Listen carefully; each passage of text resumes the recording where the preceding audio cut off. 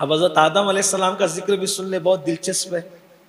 اللہ نے آدم علیہ السلام کو عمر دی تھی 1000 سال کی۔ کتنی عمر دی تھی؟ 1000 سال۔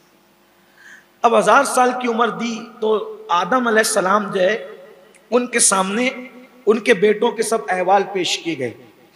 تو جب حضرت آدم علیہ السلام اپنے بیٹوں کے احوال دیکھتے ہوئے حضرت داؤد پر آئے، کہاں؟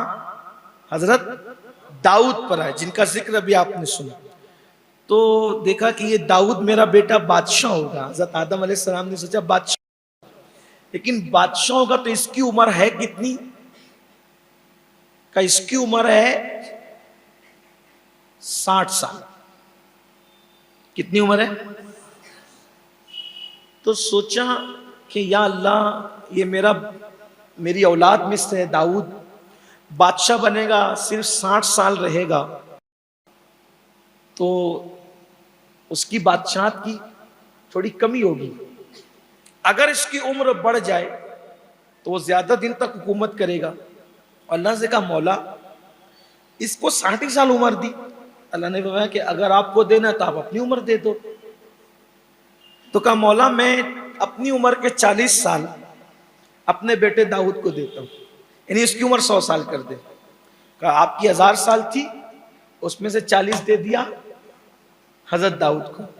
اب جب 960 سال کی عمر ہوئی تو حضرت الموت کہا چلیے، کہا ابھی میری عمر تھوڑی ہوئی، ابھی میں رہوں گا، کیونکہ اللہ نے مجھ سے کہا تھا کہ 1000 سال تک تم جیو گے، ابھی تو 960 ہی ہوئی ہے میری۔ تو پھر ندائی آدم بھول گئے آپ، اپنی 40 تو داؤد کو دی ہے نا، اپنی 40 داؤد کو دی، اب آپ کی عمر مکمل ہو گئی۔ پھر حضرت آدم علیہ السلام نے عرض کیا مجھے اتنا موقع دیا جائے کہ میں کعبۃ اللہ شریف کا طواف کر لوں۔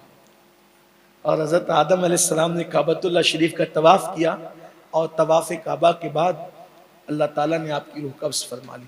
کہتے ہیں کہ حضرت آدم علیہ السلام کا مزار اقدس ایک معتبر روایت کے مطابق مسجد خیف جو منی کی مسجد ہے اس کے اندر آپ کا مزار مقدس موجود ہے۔ حدیث پاک میں آتا ہے کہ 70 انبیاء کے مزارات مسجد خیف کے اندر موجود ہے جو منی میں ہے۔ اسی طریقے سے کم و بیش 70 انبیاء کے مزارات جو ہے وہ مطاف میں موجود ہیں۔ اسی طرح سے یہ بھی کہ 70 انبیاء کے مزارات جو ہے وہ مروہ کی پہاڑی کے پاس موجود ہیں۔